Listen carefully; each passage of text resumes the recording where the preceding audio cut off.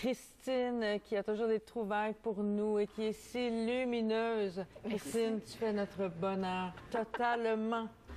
Merci avec beaucoup. tes trouvailles. Bien, aujourd'hui, là, c'est la chronique doudou, un petit peu pour certaines personnes, comme Dean, qui est un petit peu plus sceptique. Mais qu'est-ce que tu veux dire par Parce que je vais vous parler de livres plus spirituels, des sujets un peu plus spirituels qui demandent une ouverture. Puis là, je vous dirais, prenez ça avec un grain de sel. Je parle à Dean, je sais que je m'adresse à lui, là, présentement, là. Mais sûrement plein d'autres gens qui nous écoutent. Je m'associe à Dean aussi. C'est ça, c'est correct. Mais qu'est-ce que tu dis, Dean, l'actuaire? Ben, j'ai une formation d'actuariat. OK, donc je t'es plus cartésien. plus comptable. Ben oui. Mais c'est normal. Moi, avec ma formation en droit, c'est côté très rationnel, mais à force de découvrir des choses comme ça, ben, on dirait que ça m'ouvre tranquillement. Puis j'aime y croire. J'aime croire à certaines choses. Je trouve que ça fait du bien. Le premier est sur les anges. Ça s'appelle Anges et guides célestes de Danielle Goyette. Danielle Goyette, c'est une journaliste. Et là, c'est une nouvelle collection aux éditions Michel Quintin, Québec insolite. Elle a écrit celui-là et un autre sur les ovnis. Ça vous donne une idée. Mais c'est intéressant parce qu'elle a fait des recherches, elle a rencontré des gens, elle est allée chercher des témoignages et tout. Dépendant, si le sujet vous intéresse, vous avez vécu des choses qui ressemblent à ça, bien, c'est sûr que ça va nous intéresser davantage. Moi, personnellement, quand j'étais petite, ma grand-mère, ma mamie Yvette, qui m'avait ouvert à tout ce concept-là de spiritualité des anges, même qu'elle m'apprenait à dire mon chapelet quand j'étais petite, puis elle me disait qu'il fallait que je le fasse avant de m'endormir. Sauf que je m'endormais, je m'endors vite encore aujourd'hui, puis j'avais pas le temps de le finir, le fameux chapelet, je trouvais ça bien trop long. Puis là, j'étais découragée, puis je me disais, hey, ça n'a pas de bon sens, quelle insulte aux anges ou à je sais pas qui. Mais t'avais peur qu'ils reviennent te jeter à mauvaise. J'avais osé lui dire, mamie, faut que je t'avoue que j'y arrive pas, tu sais. Elle m'avait dit, fais-toi-en pas, les anges le finissent pour toi. Et c'est drôle comment, des fois, une petite chose peut nous marquer à vie. Moi, ça a été ça, mon ouverture à toute cette magie-là, si on peut dire. Puis là, je dis, ah oui, vraiment, ils vont le faire, même si, parce que dans le fond, la vérité, c'est que je m'endors vraiment au début. C'est pas grave. J'avais le temps de dire 2 mots, une chance que les anges étaient là. Mais toujours est-il que c'est un sujet qui, moi, m'a quand même toujours intéressée. Même si j'ai un côté rationnel, je me dis, je trouve ça intéressant d'entendre des histoires par rapport à ça. Puis il y a des choses, à un moment donné, que les gens nous racontent, puis on se dit, mais ils ne mentent pas, là, ils ne peuvent pas inventer tout ça. On peut dire, bah oui, ça dépend comment on l'interprète. Puis ce qui est le fun dans le livre de Danielle Goyette, c'est qu'elle nous amène des gens qui y croient beaucoup et qui ont vécu des expériences dans ce sens-là. Ce sont des témoignages. Des témoignages, beaucoup. Il y a sa part à elle aussi, mais il y a, à la fin de chaque chapitre, il y a comme quelques pages d'un sceptique. Vraiment, qui ne croit absolument pas à ça et qui, lui, apporte sa façon de l'interpréter. Fait que je trouve que ça crée un bel équilibre dans le livre et c'est ce qui va faire que ça va répondre à tout le monde. Il y a une histoire. Bien, d'abord, dès le début, moi, le livre, je l'ai offert en cadeau souvent parce que, tu sais, croire aux anges, croire à tout ça, ce que je pense que ça fait, c'est que ça nous fait du bien. Ça apporte de l'espoir. Oui, puis ça peut aider à mieux vivre. Exactement. Puis des fois, bien, surtout, je pense en période de deuil, de penser qu'il y aurait autre chose de plus grand que nous, qui nous supporte, autre chose après, bien, souvent, ça nous fait du bien. Puis dès le départ, dans l'introduction, Danielle Goyette, elle a mis un texte elle parle un peu de c'est son père qui est décédé quand elle avait 8 ans. Puis c'est un message comme si son père lui parlait par l'entremise d'un ange ou de lui-même, peu importe. Puis souvent, je trouve que ces livres-là, c'est le fun à offrir en cadeau à quelqu'un qui a perdu un être cher. Puis même, mettez-lui un petit post-it ou un petit quelque chose pour dire, regarde, cette page-là, là, j'ai pensé à toi quand j'ai lu ça. Puis j'ai pensé que ça te ferait du bien. Exactement.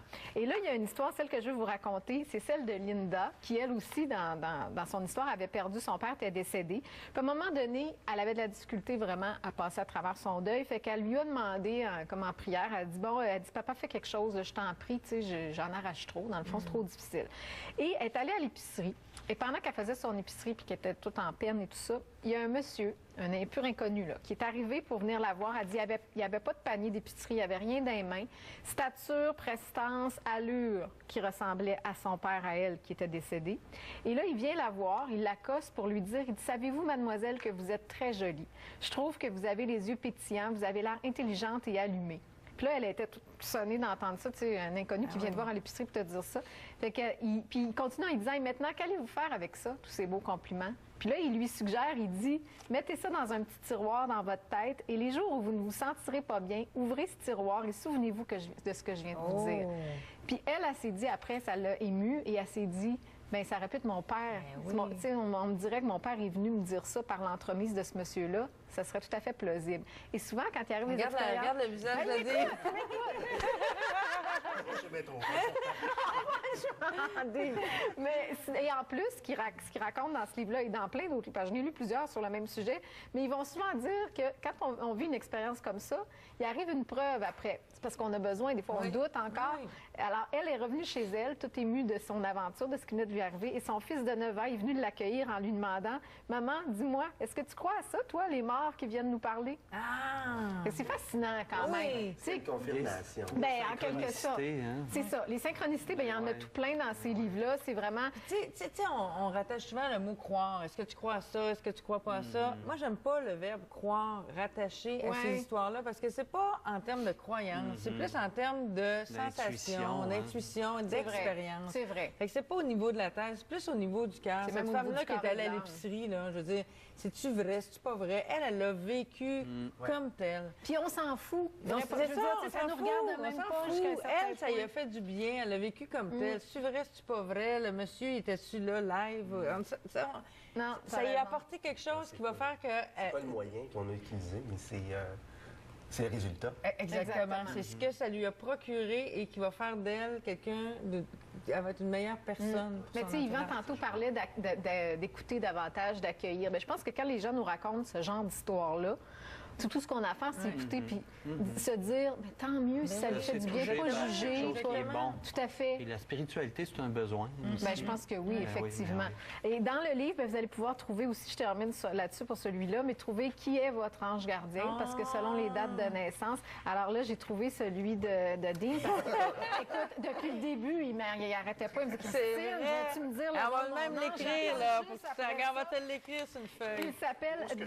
Comment il s'appelle? Ben, tu lui parleras ce soir avant de t'endormir. Damabia, D-A-M-A-B-I-A-H. Damabia. Damabia. Oui. Et celui de Marcia, Un gars de c'est... Lévis, ça. Donc, si on regardait Dean, il va peut-être être moins sceptique. là. Damabia. Damabia. Tiens, Dean. Damabia. Mais tu sais qu'il est arrivé souvent des affaires bizarres à la télé, sur des plateaux comme ça, où on Arrête. parle de ce genre de choses-là, puis après, il t'arrive une expérience oh. avec Damabia. Moi, Elle dit, puis moi, je vais avoir de la difficulté à dire, Y-E-L-I-E-L. Yéliel. Super. Il n'y a pas des mauvais anges. Ben non, pas Non, selon les elle. anges, par définition. Effectivement. C'est un autre livre. Sinon, ben, dans le même ordre d'idée, ça, c'est un classique. La vie des maîtres, je ne sais pas s'il y en a parmi vous qui ont lu ça. Spalding, quand on dit là, les œuvres littéraires, Est-ce qu'on l'a vu, spirituelles. ce merveilleux livre? Oui, quand je Les vais anges et montrer? guides célestes de Daniel Goyette. Et sinon, La vie des maîtres, j'ai entendu parler souvent de ce livre-là. Puis à un moment donné, tu sais, quand tu fais trop de gens qui te disent, qui t'en passent, bon, il faut que j'aille lire La ça. curiosité, C'est un groupe de scientifiques qui sont partis à la recherche d'exemples dans le monde qui existent, surtout en Inde, au Tibet, des choses qui dépassent tout entendement. OK? Là, encore là, ça va vous demander encore plus d'ouverture que les anges de tantôt. Mais tu sais, je vais vous donner un exemple concret là, de ce qu'il aurait pu trouver. Puis c'est une quête spirituelle. Encore une fois, on se dit, est-ce que c'est un roman? Est-ce que c'est romancé ou c'est vraiment l'histoire de l'auteur? Et l'auteur le dit très bien au début, je trouve ça fascinant. Il dit, je m'en fous de ce que vous pensez. Allez chercher ce que vous avez besoin là-dedans, c'est tout. Voyez, mesurez selon votre croyance, votre niveau d'ouverture ou quoi On que ce voit soit. une image de l'Himalaya, ça a-tu rapport Oui, avec... ben oui, ils sont allés dans ce coin-là aussi, étudier certains avec phénomènes. le Dalai Lama? Non, pas le Dalai Lama comme tel, mais on parle de différents grands maîtres spirituels. Et il y a, dans ce livre-là, ben, ça me faisait penser à, dernièrement, ce que je te parlais un peu avant l'émission, il y a un homme, là, que vous avez peut-être entendu parler de ça aux nouvelles, un monsieur de 82 ans, un Indien, qui ne se nourrit pas, qui mange pas, Ben ne boit oui, pas depuis ben oui, 70 on fait ans. des examens Il a été analysé en médecine pendant 2 oui. semaines, hospitalisé. Là, pour l'instant, c'est encore un mystère. là. C'est vrai ce que je vous dis là. Ben oui. Vous ferez sur Google, là, tapez ça, le monsieur qui mange pas, qui boit pas, vous allez avoir plein d'affaires. Et d'ici quelques mois, on devrait avoir les résultats des examens. Mais c'est le genre de choses, Combien si de tu temps dis... qu'il mange pas, là, lui? Depuis 70 des ans. années. 70 C'est vrai? ans. Il dit qu'il vit de sa force spirituelle et quand il était jeune, il y a une divinité. Quand il avait 6 ou 8 ans. Tu sais, fait que- mais moi, je trouve ça Ben oui, fascinant. ben oui, c'est Je me dis, c'est ça. En tout cas, ça alimente les conversations. Tu Je termines termine avec... avec Il voulait un garçon de Anne Givaudan. Anne Givaudan, c'est une auteure que plusieurs connaissent déjà, très spirituelle aussi. Elle a écrit ce livre-là parce qu'elle a ressenti que présentement, sur la Terre, il y a beaucoup de femmes qui ont une difficulté à vivre avec le fait qu'elles ont été voulues comme un garçon dans leur famille. Et c'est fou, hein, mais depuis que j'ai lu ce livre-là, que j'en ai parlé autour de moi, je ne sais pas combien de femmes m'ont dit, mais Christine, c'est mon histoire. Tu sais, vos parents voulaient un garçon, c'est vous qui êtes arrivé, vous avez tout fait pour prouver que vous aviez autant de valeur qu'un garçon. Ça a J'entends ça en défini, consultation. sûrement. Ah oui, vous entendez ça Il y en a consultation? beaucoup. C'est Fait de que l'ordre du conditionnement à ce moment-là. Donc, mais, ça voudrait dire que subtil. cette femme-là ressent dans ses cellules qu'elle n'a Ça pas été touche désirée. l'identité, C'est ça ça. touche l'identité féminine. tu sais, le fait de vouloir se prouver et Ben tout. ouais. Là, Donc, c'est- Anne Givaudan, il voulait un garçon. C'est Merci une histoire, beaucoup. c'est romancé. Christine, t'as été un ange pour nous. Merci, merci, merci. Les petits bonheurs. Vos Tu veux que je te petits nomme un bonheurs. petit J'aimerais ça, bonheur? en terminant l'émission, que Ben, vous nous parliez, c'est Yvan, un de petit vos bonheur petits simple, mais qui est important et gros. C'est quand j'arrive à bien m'occuper de mes inquiétudes puis de mes peurs, à complètement m'en dégager, je retouche un espace de confiance en ma vie et en la vie. Un sentiment de liberté qui est super bon. Puis concrètement, là, quand vous avez Ben, disons la que j'ai une sensation de inquiétude. vous être bien occupé de vos peurs, puis Ouais. de vous en être Ça dégagé, dégage complètement mais les comment malaises. vous avez fait ça? Ça C'est-tu en dépend. écrivant, c'est-tu en... Ça peut être en appelant quelqu'un, ça peut être en posant un geste. J'ai quelque chose qui me dérange, qui me fatigue, je m'en occupe, je fais une démarche. Ça peut être ça. Dépendamment de chaque peur, j'ai à l'écouter pour discerner comment m'en occuper. Si on sort du psychologique, un Ouais. petit bonheur, là, je sais pas, c'est un verre de vin, c'est-tu un bon cet été, on massage? est allé marcher en montagne en Gaspésie, ma fille, ma blonde et moi, et on est arrivé face à face avec un orignal. Et ça, c'est un grand bonheur. C'est un grand bonheur, ça! Ça a été extraordinaire. Ça a été extraordinaire. Vraiment, on a regardé, puis waouh! Tu sais, un animal en liberté, là, C'est vrai.